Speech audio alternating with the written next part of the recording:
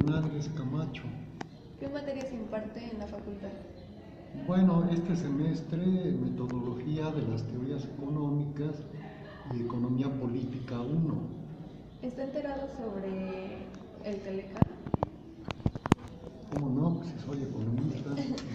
¿En qué consiste el tratado? Bueno, pues es un tratado que se negoció en 1993-94. Finalmente pues entró ya en digamos acción en el 94, ¿no? Y básicamente pues se refiere a la relación comercial de México con Estados Unidos, Canadá, ¿no? Relación comercial que pues digamos se afirmaba, ofrecía ventajas para estos tres países, ¿no? En el sentido de que habría un compromiso de establecer un comercio libre de aranceles, de impuestos a la exportación, a la importación, ¿no? Y desde luego, pues había también que considerar la apertura tanto a la inversión extranjera directa como a lo que había sido el comercio agrícola, que estaba bastante protegido, ¿no?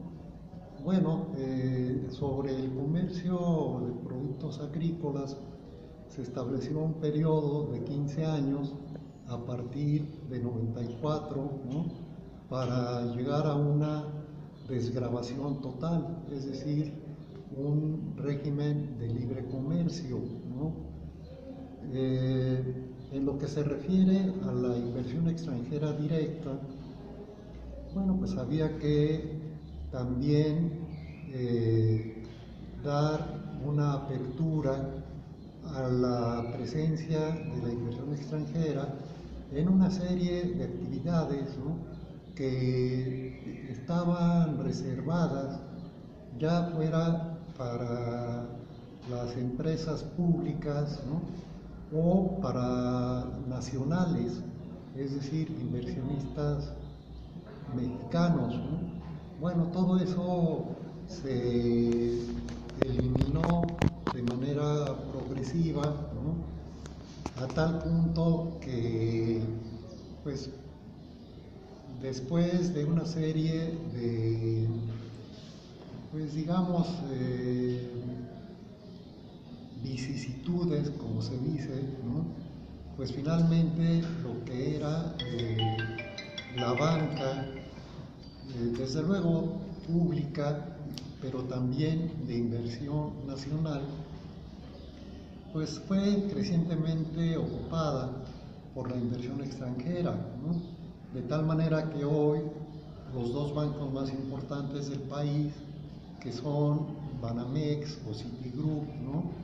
Y BBA, que era Bancomer, ¿no? Bueno, pues BBA es propiedad de la banca española, ¿no? Y bueno, pues Banamex es Citigroup de los Estados Unidos, ¿no? Son los que ahora tienen la mayor parte del sistema bancario y financiero también del país, ¿no? ¿Qué pasaría si se cancela? Bueno, pues esto desde luego que tiene repercusiones muy diferentes, ¿no? Según la actividad económica, ¿no? Pero de hecho lo que habría sido un periodo de mayor crecimiento económico, de industrialización en México, que fue hasta el gobierno de López Portillo, ¿no? Pues realmente la relación comercial y financiera con el extranjero, ¿no? pues era, digamos, mantenida en términos de lo que se llamó en la época, ¿no?, el llamado modelo o la política de industrialización por sustitución de importaciones, ¿no? Bueno, esto significaba que había una regulación del crédito, del sistema financiero, pues bastante pues influido por las políticas gubernamentales, ¿no? Y la banca privada pues estaba sujeta a esas políticas y disposiciones gubernamentales, ¿no? La industria, bueno, pues como decíamos, ya desde los años 50, pero sobre todo en los 60, ¿no?, pues la presencia de las grandes corporaciones extranjeras, ¿no?, pues fue creciente y llegaron a, digamos, dominar, ¿no?, en las principales actividades industriales, ¿no? Claro, en la época se trataba de cierto tipo de digamos, iniciativa o interés de la inversión extranjera, sobre todo por el llamado mercado interno, es decir, llegaban esas grandes compañías, ¿no?, automotrices, de la industria alimenticia, eventualmente de otro tipo de manufacturas, industrias de alimentos enlatados, ¿no?, pero su propósito era vender en el mercado mexicano, en el mercado nacional, ¿no? Y bueno, pues a final de cuentas la economía mexicana creció a tasas de un periodo largo, digamos, ¿no?, del 6-7% anual, ¿no?, cosa que ya no volvería a verse, ¿no?, desde el sexenio de Miguel de la Madrid y los gobiernos posteriores llamados neoliberales, ¿no?, que son los que efectivamente pues pusieron en el centro de sus políticas esa apertura comercial, financiera, ¿no?, con respecto a la inversión extranjera, la venta de las empresas públicas, ¿no?, en fin, ¿no? Y pues decíamos, hoy la industria más importante del país, ¿no?, pues es lo que se denomina como una industria global, ¿no? ¿Por qué? Bueno, pues porque la Ford, la General Motors, Volkswagen, Nissan y muchas otras que han llegado, ¿no?, pues tienen el interés no ya solamente de vender en el mercado nacional, ¿no?, sino de exportar, cosa que no era característico de la etapa de sustitución de importaciones. Entonces es una industria que está muy, digamos, entretejida ya desde el punto de vista de sus producciones, ¿no?, o de lo que los economistas denominamos como procesos de trabajo, ¿no?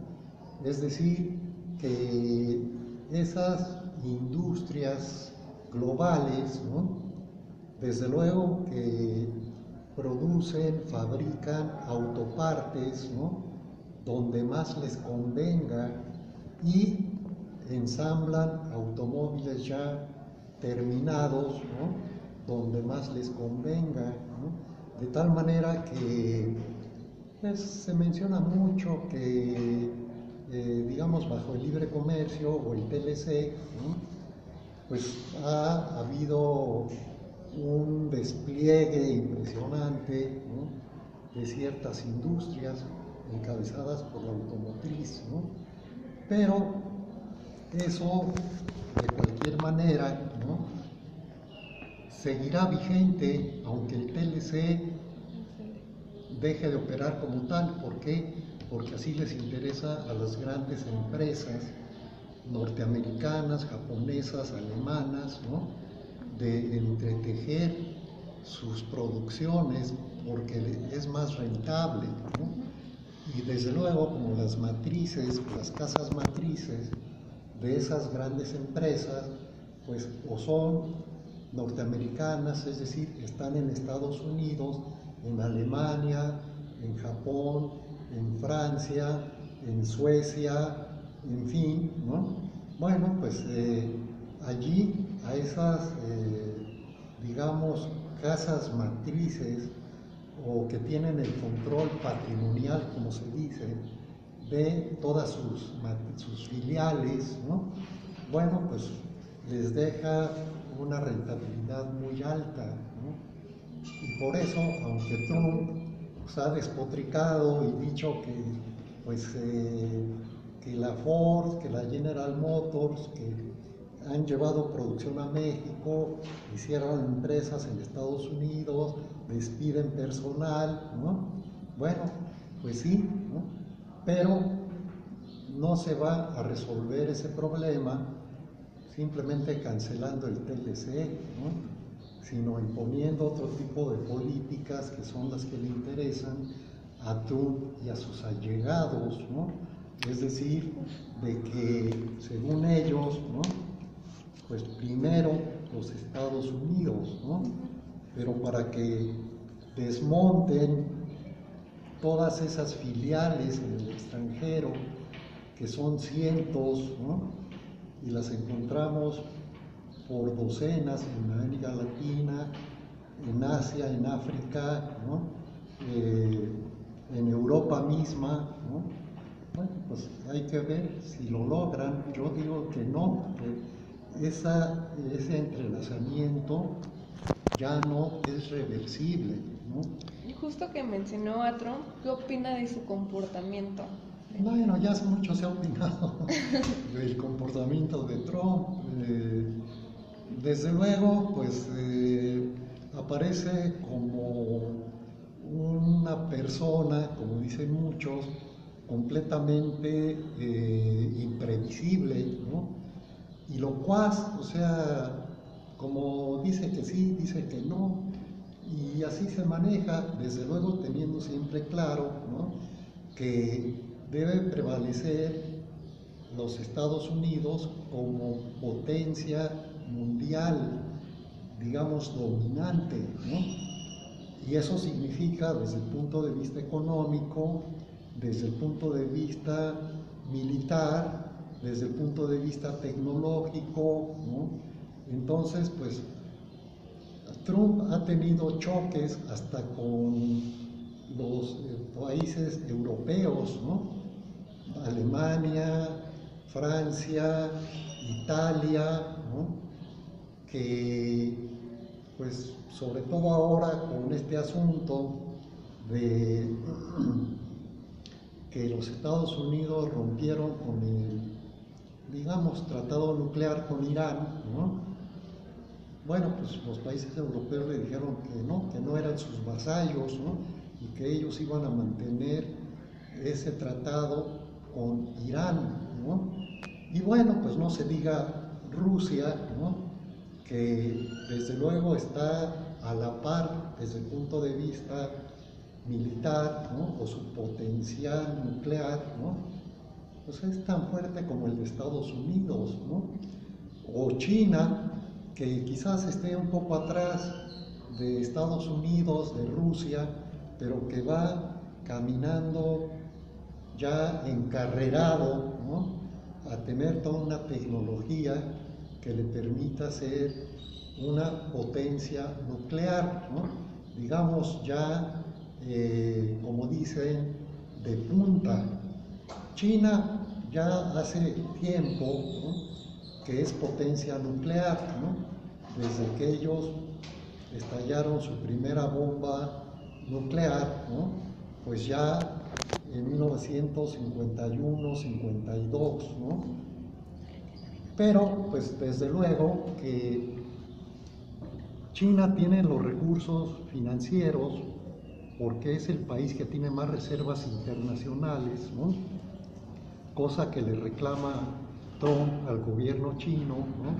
De que pues está manejando especulativamente el comercio con el mundo y por eso se están enriqueciendo, ¿no? Pero China tiene los recursos suficientes para emprender planes, proyectos de investigación, de producción de armamento nuclear, que bueno, pues la pondrán a la par, ¿no? Y retomando a México con Trump, bueno, ¿cómo influyen los aranceles que está imponiendo Trump? Bueno, desde luego que los aranceles pues inhiben o desalientan las exportaciones, ¿no? Es decir, si Trump impone aranceles, ¿no? Como ha sucedido, productos como el acero, ¿no? Se habla de impuestos a la importación de autopartes, de unidades ensambladas, ¿no? Si se rompe con el TLC, ¿no? Bueno, pues ciertamente ellos podrían manejar ya su política fiscal más conveniente, ¿no? Pero pues también los Estados Unidos tienen puntos débiles, ¿no? Y México, pues mal que bien, representa desde un proveedor importante de toda una serie de productos agrícolas, de vegetales, de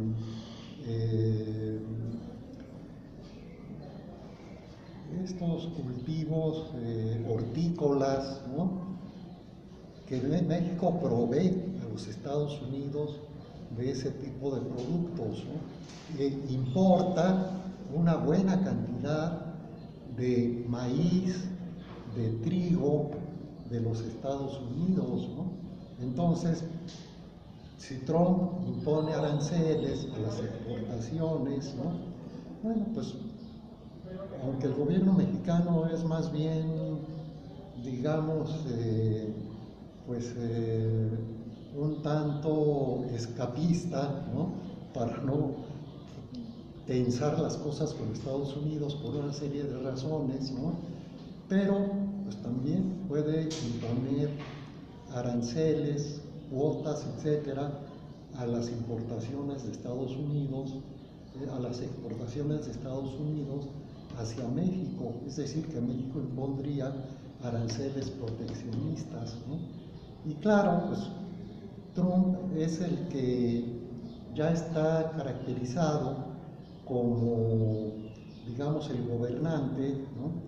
Que regresa a la pretensión de autosuficiencia económica, de imponer aranceles elevados, ¿no?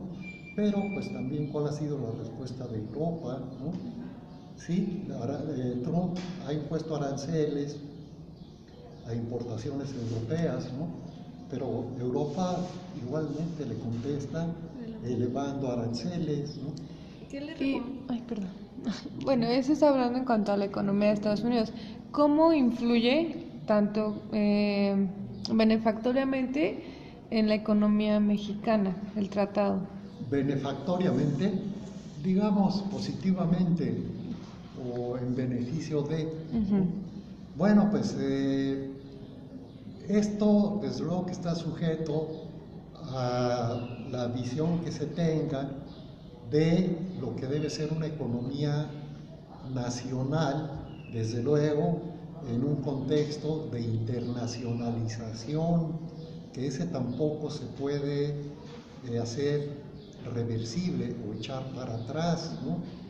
¿Por qué? Pues porque ya es una realidad económica, ya no se trata de leyes, de reglamentos, sino de una realidad económica que está, digamos, abriendo brecha a intereses del capital, de las grandes empresas, ¿no? A intereses de lo que se puede considerar pues los ingresos estatales, ¿no? Es decir, cuáles son las fuentes de ingresos estatales, ¿no? Y eso, pues desde luego tiene que ver mucho con el asunto de la deuda externa, ¿no? Bueno, ese es un punto muy débil de la economía mexicana, ¿no? Porque la deuda pública, aunque el gobierno, pues digamos, ya ha tenido la idea de titular o de negociar más deuda pública interna que externa, ¿no? Justamente porque la deuda pública interna, bueno, pues el gobierno la puede manejar, digamos, a veces de la manera más inesperada. ¿Por qué? Pues porque se sustituyen cierto tipo de compromisos, de títulos, de valores, como los CETES, ¿no? Que son los principales, ¿no? Como en un tiempo lo fueron los tesobonos, ¿no? Durante Salinas, ¿no? Que luego dijeron, no, pues los tesobonos ya se quedaron fuera. ¿Por qué? Porque tenían cobertura cambiaria que el mismo gobierno estableció, ¿no? Bueno, por eso se prefiere manejar deuda pública interna, ¿no? Al final quienes van a reclamar pues van a ser inversionistas nacionales, aunque ciertamente hay una presencia importante de inversionistas extranjeros en certificados de la tesorería, ¿no? Y en otro tipo de papeles de deuda del gobierno, pero digamos que lo fundamental está en manos de inversionistas mexicanos, ¿no? Por eso, se ha pretendido reducir la deuda externa, ¿no? Bueno, eso por lo menos fue la tendencia hasta, pues quizás hace 2 o 3 años, ¿no? Porque actualmente el gobierno, aunque no se puede decir que sea deuda exigible, ¿no? Pero tiene que tener cierto tipo de compromisos con el Fondo Monetario Internacional, con la Reserva Federal de Estados Unidos, ¿no? Que son grandes líneas de crédito por alrededor de 180,000, 200,000 millones de dólares, ¿no? ¿Para qué? Bueno, pues supuestamente para evitar que el peso se desplome, ¿no? Entonces, pues a veces el gobierno recurre a esos, convenios de soporte, ¿no? Y no es propiamente deuda, ¿no? Deuda ya en cuanto se contrata y se dice, bueno, pues tú, Reserva Federal, préstame tanto, ¿no? Y yo te pago a tal plazo, ¿no? Como sucedió con Zedillo. Cuando Zedillo entró, pues el peso se desplomó por las políticas de Salinas, ¿no? Y ahí sí, el gobierno tuvo que recurrir a la Reserva Federal 50,000 millones de dólares, ¿no? Para apuntalar el peso, y se tuvieron que pagar con garantía de las reservas petroleras, ¿no? En fin, es un manejo ahí, pues digamos, especulativo muchas veces, ¿no? Justamente por esto, ¿qué le recomendaría al gobierno mexicano que hiciera? No, bueno, mira, pues yo creo que al gobierno le sobran recomendaciones, ¿no? El problema es que depende quién las dé, y mucho se ha dicho que los gobiernos neoliberales, bueno, no se diga desde Fox, Calderón, ¿no? Peña Nieto, ¿no? Pues sí, o sea, ellos tienen un círculo de asesores, ¿no? Que para empezar, pues son muy rígidos o digamos dogmáticos, como se dice, ¿no? Es decir, que ven una política económica o sus principios como principios inamovibles, ¿no?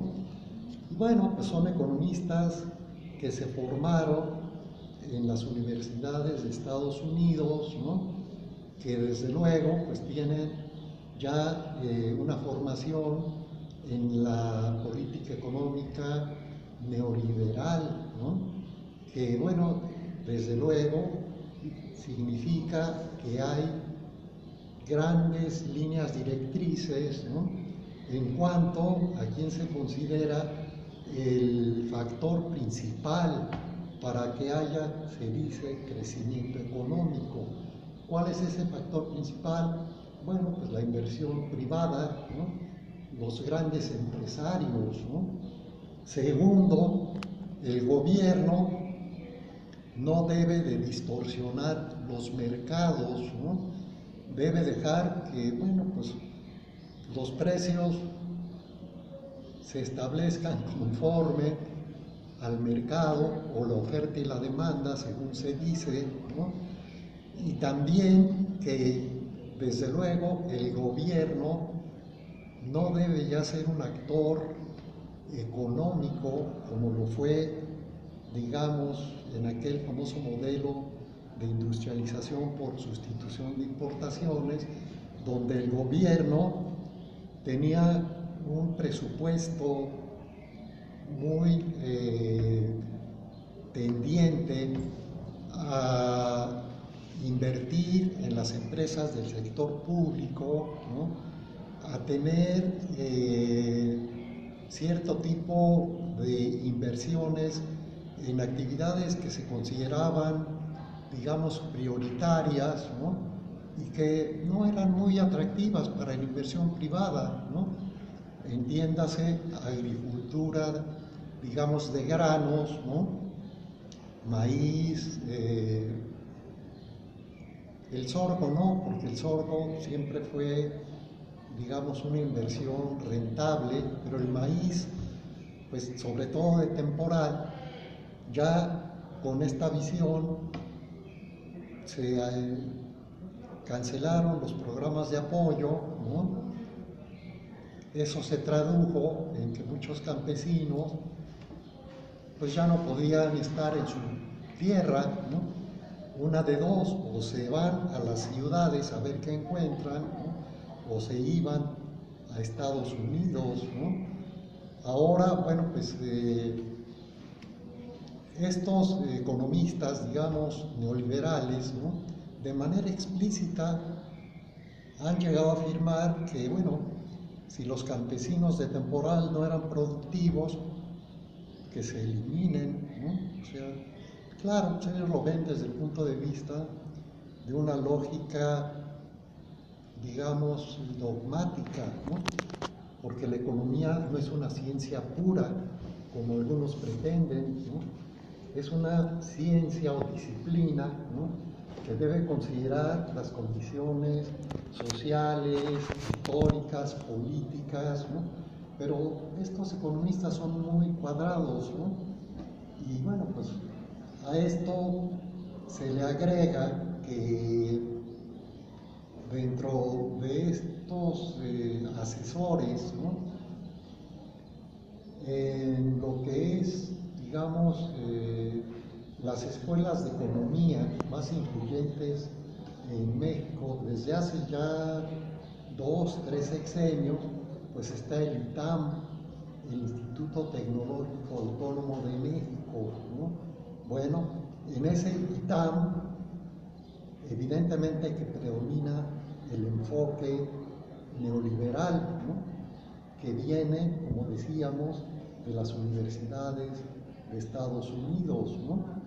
¿Por qué el ITAM? Bueno, pues porque Pedro Aspe Armella fue secretario de Hacienda, ¿no? En el sexenio de Cedillo, después con Fox, ¿no? Y una parte todavía de Calderón, ¿no? Es decir, él anduvo girando en torno a la cuestión financiera de manejo en el país, ¿no? Porque fue secretario de Hacienda, ¿no? Y ahora, bueno, ya de hace tiempo que él es el director, fundador y propiamente dueño de el ITAM, ¿no?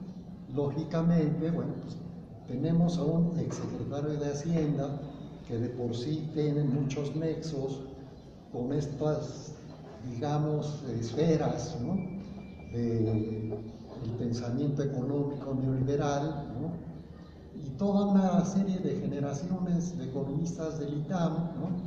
Que son los que ahora pues ocupan desde las alturas de lo que es propiamente las secretarías de Estado que manejan la cuestión financiera y del Banco de México, es decir, Hacienda, Banco de México, una parte de lo que es actualmente la Secretaría de Industria, ¿no? Bueno, pues ellos son los que manejan todo este tipo de problemas, ¿no? Y por eso yo les decía que el problema no son las recomendaciones, sino quién las hace, ¿no? Y bueno, pues es toda una situación que se entreteje, ¿no? Y pues no parece que haya, digamos, una alternativa a ese tipo de políticas mientras permanezcan los grupos que han gobernado, llámese PAN, llámese PRI, ¿no? Ellos ya traen su molde, ¿no? De las políticas neoliberales, ¿no? No son nada creativos, ¿no? Porque hay neoliberales y en América Latina ha habido gobiernos, ¿no? Sí, son neoliberales, pero son más, digamos, sensibles, ¿no? A la situación de un país y pues tratan de poner, digamos, alternativas, ¿no? Aunque sigue predominando el enfoque neoliberal, ¿no? Por esto, bueno, pues les digo, mientras estos grupos sigan en el poder, ¿no? Pues difícilmente habrá un cambio, ¿no? Serían todas las preguntas, profesor. Bueno, pues Muchas entonces, gracias. hasta luego. Gracias.